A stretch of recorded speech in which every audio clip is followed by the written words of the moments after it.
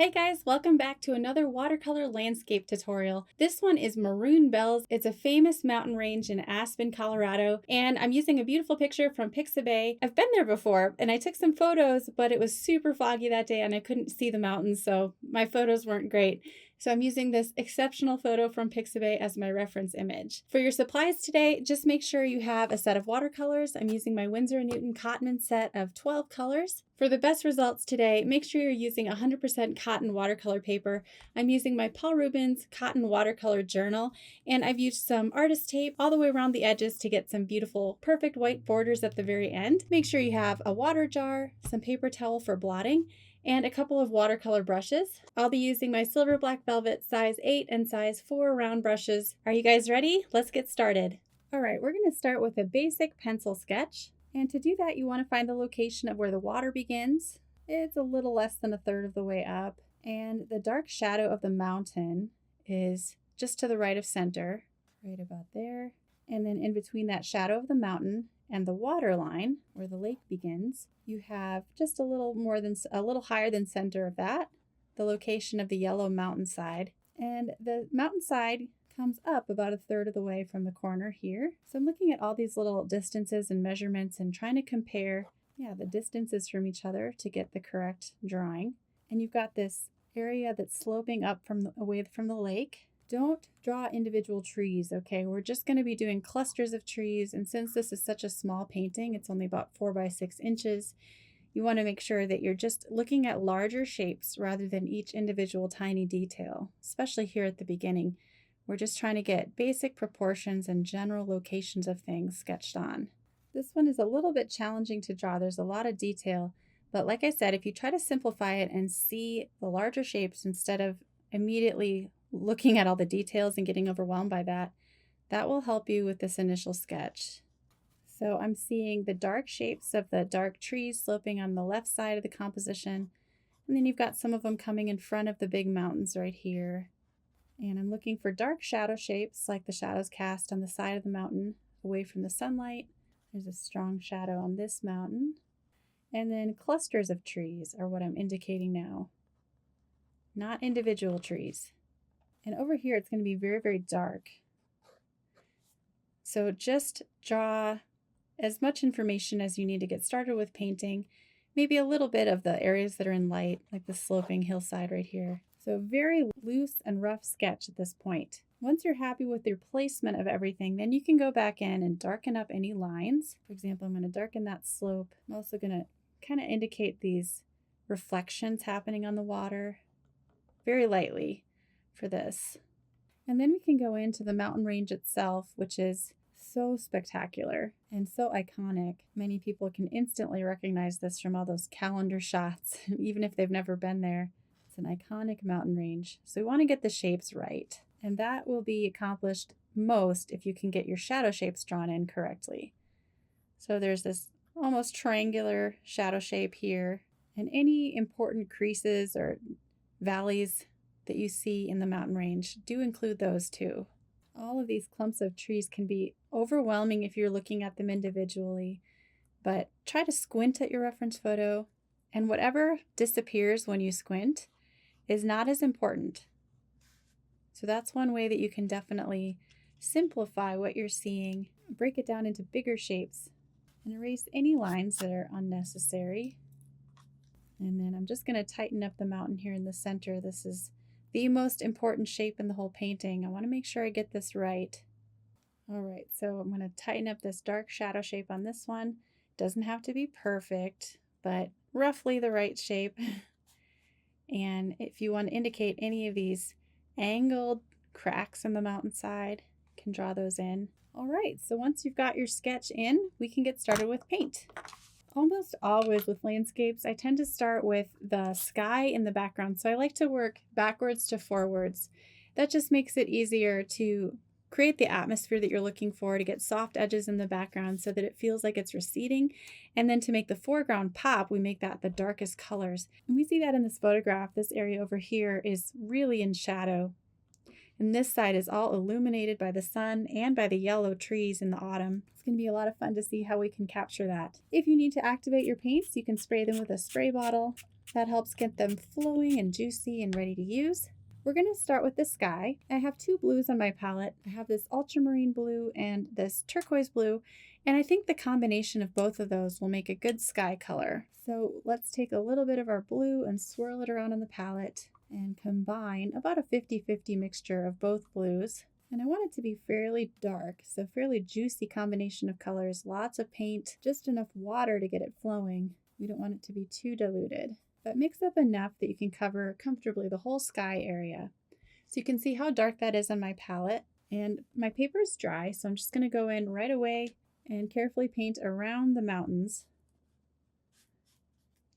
When you're painting on dry paper, it is challenging to try to avoid any harsh edges. So you have to work quickly so that you can pull any wet edges away to prevent them from hardening and drying before you're ready to resolve that edge.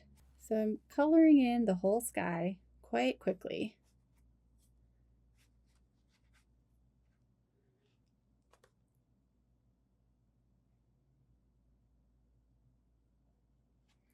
I'm going to rinse out a little of that so that when I approach this edge, it's a little less pigmented, a little more watered down. All right, so there's our sky. That was super quick and it's really nice and vibrant. Remember too that watercolor will always dry lighter. So if it feels really dark to you, it will dry a little lighter, don't worry. Okay, next we're going to go in with our gray for the mountains. To create gray, one of my favorite combinations is ultramarine blue and burnt sienna. When you combine these two at pretty much a 50-50 ratio, you can see you get a nice neutral gray. We're going to start with that at a fairly light value, and the only areas we're going to want to avoid right now are parts of the mountain that are covered in snow. So negative paint around any snow-capped features of the mountain, but you can paint right over your shadows for now, since those will need to go darker anyway. So we're just painting around these little avalanches of snow.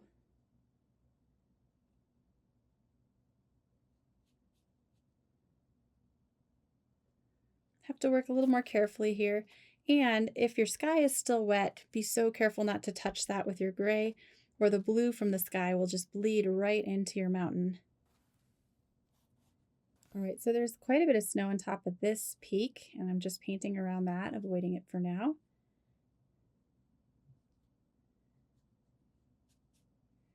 And then taking that wet paint, pulling it over into the next mountain. Some of this can come down all the way to where the tree line is. And with this combo of burnt sienna and ultramarine, you can adjust if it's warm or cool. So I see definitely more of a brownish tone in this part of the mountain. So I'm going to mix in a little more burnt sienna here and less ultramarine. And that's creating that more of a brown gray effect. More accurate color for that area of the mountain. The mountain's not all going to be the same color all the way throughout, is it? So make little adjustments with your color mixes, depending on if you see more blue or more red or just a neutral gray. That's the beauty of mixing your own colors rather than trying to find the perfect color that's already pre-mixed. That to me is harder. And so I'm using a little more brown, a little more burnt sienna in this combo. And then for the rest of it, I'm pretty much just going to sweep across it with this light gray, painting as quickly as I can. And already we can see the features of the mountain shining through with those little gaps of snow that we left out, unpainted. While that's drying, we can start the foreground. I'm going to use this green right here. It's a very yellowish green. If you don't have this, you can certainly just take a regular jungle green and mix some yellow with it to produce more of a sap green like this.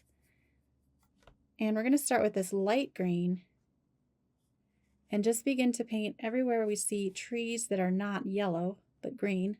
So yeah, avoid the yellow for now. You want to make sure that that's going to be pure yellow, not at all mixed up with the green yet.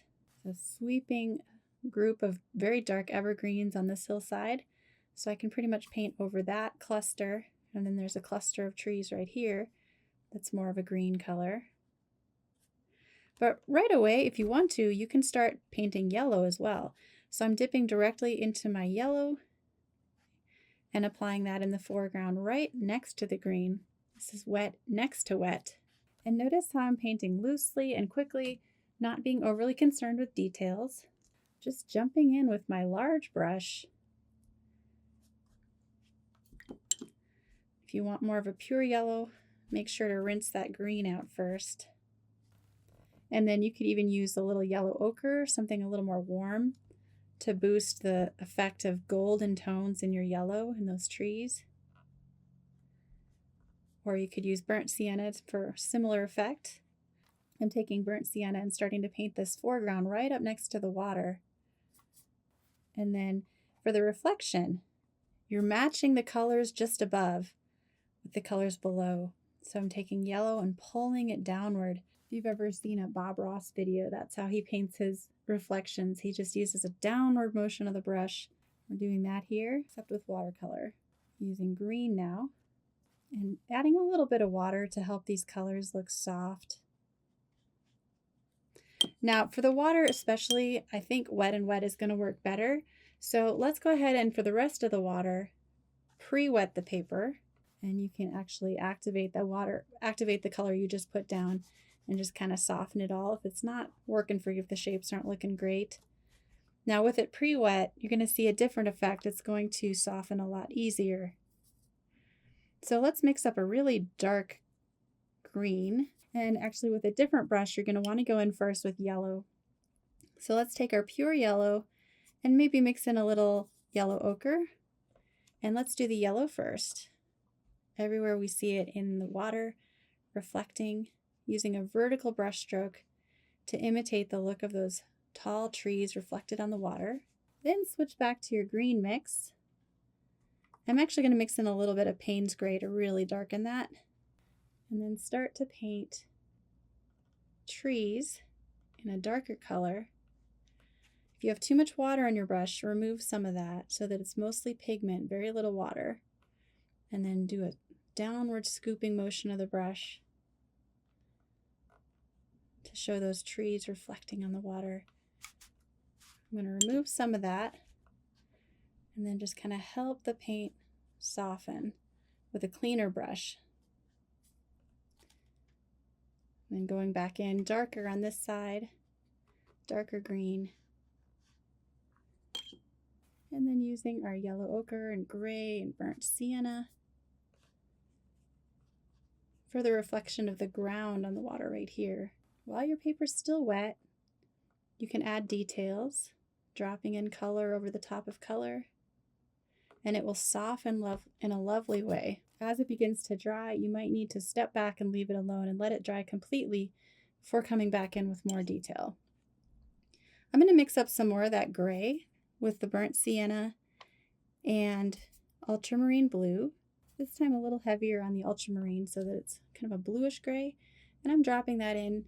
I need it to be a little lighter, so I'm dipping in the water. Right here along the shore. Leave a little hint of white there where those rocks are catching the light.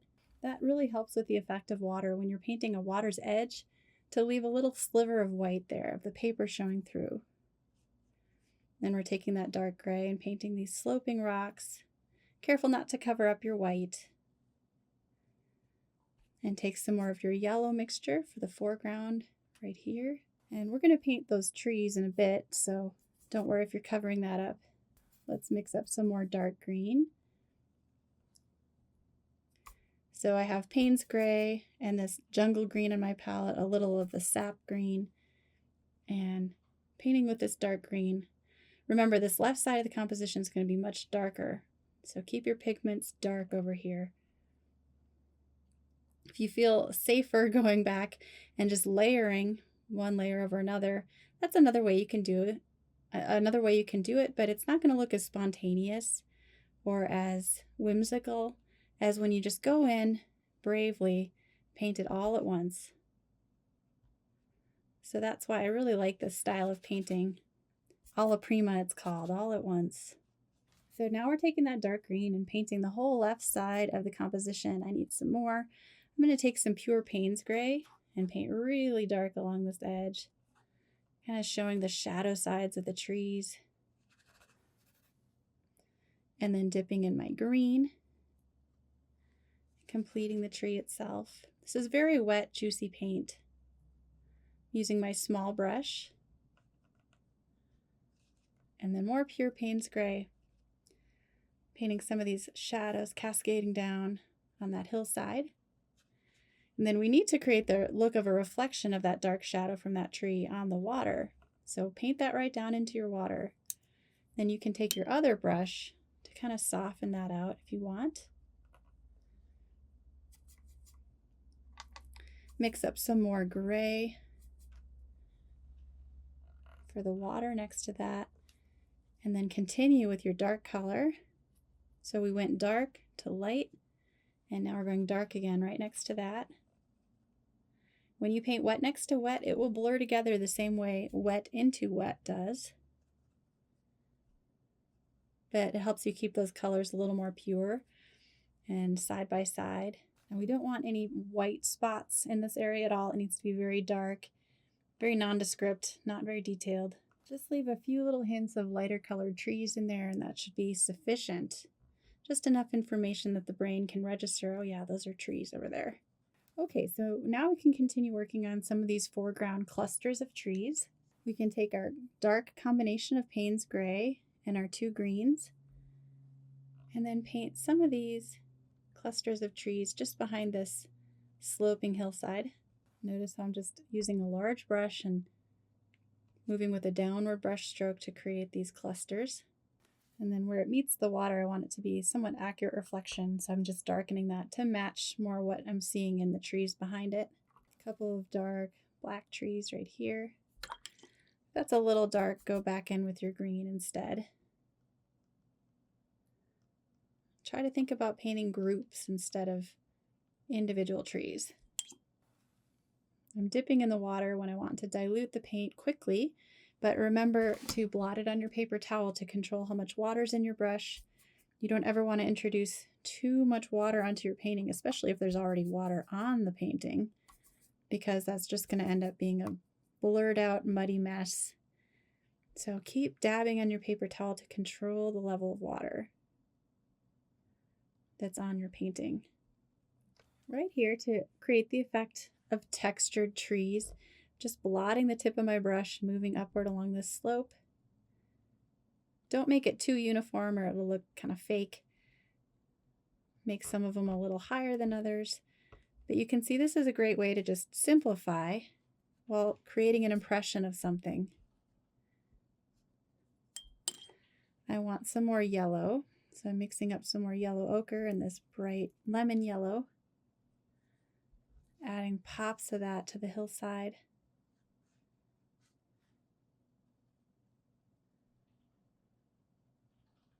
Kind of mixing it into the green I already put down. And then I'm going to take another mixture of burnt sienna and ultramarine, a little bit of Payne's Gray. So I have a dark, warm gray in my brush. And I'm going to try this. We're going to see how it works on this paper. See if I can just scrape it across the surface. I don't know if it's textured enough for that, but we want to darken that sloping hillside and create a little bit of a look of gravel on there. And since our mountains are dry now, we can go back in and start painting the details in the mountains. For the shadows in the mountains, I'm going to use ultramarine and mix in a little bit of alizarin crimson. That's this reddish color on my palette. And a little bit of the burnt sienna. So we have this dark grayish purple. And I'm going to use that to paint the shadows.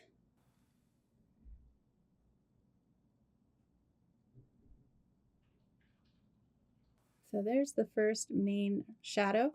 And then this one is the most distinct shape on the mountain. So take your time with it.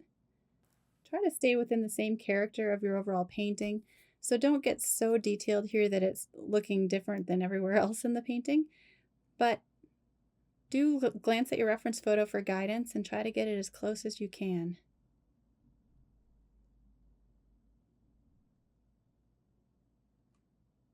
And again, avoid those little patches of snow so you're not covering those up with your colors. Here you can paint those specific separations in the mountain. And then on the far right side of the composition, we'll do the same thing, adding distinctive creases in the mountain. Use your small brush for this. We can use the dry brush technique to separate the bristles and kind of scrape it across the surface of the mountain to create that effect of texture, but rather effortlessly applied. Just barely touching the surface of the paper, gently feathering it. I'm going to take a little green now and dip in the water and paint kind of these specific little shapes at the base of the mountain.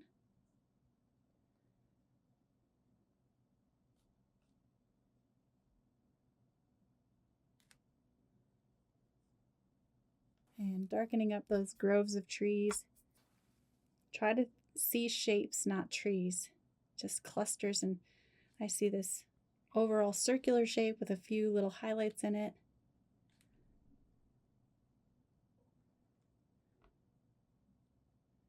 And you can add more groves of trees where you see them in the reference photo. But if there are any shapes, even in your reference photo, that aren't really pleasing to you or you feel like maybe could be improved upon, you get to do that as the artist. You can change that. Or leave something out if it feels like it's unnecessary. Taking some more of that gray I mixed up and adding some more details to this mountain. Having a second layer of gray over the top of your first layer. Be sparing with it so that you don't cover up all those beautiful light, transparent washes from your first layer. But adding this extra dimension, I think, will help it look so much more realistic.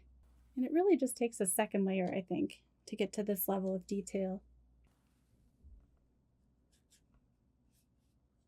And add these sloping shapes coming down. If you see any more of a reddish tone in some of the mountains, dip in your burnt sienna or alizarin crimson. Dipping in the burnt sienna for this one here and just doing a broad swooping brush stroke to help darken that overall mountain slope. So yeah, I think it's starting to look like Maroon Bells. Let's just come back to our foreground a little bit more and tighten up any little sections of trees that need some more detail. A bit more green, I think. Just add a few more trees. It doesn't have to be all clusters, especially here at the end as you're painting details. You can definitely do little separated individual marks at this point in the painting. So I'm adding a couple of individual tiny little trees. They're just blotting brush strokes, really. And adding interest to the foreground by adding different shapes and colors will help a lot, so it doesn't just look like a bland strip of grass sloping down. You can bring some excitement to it by mixing up your colors and adding interesting shapes and textures. Something else that will help with the water's edge here is to add a dark little shadow. Could use Payne's gray or some other dark color.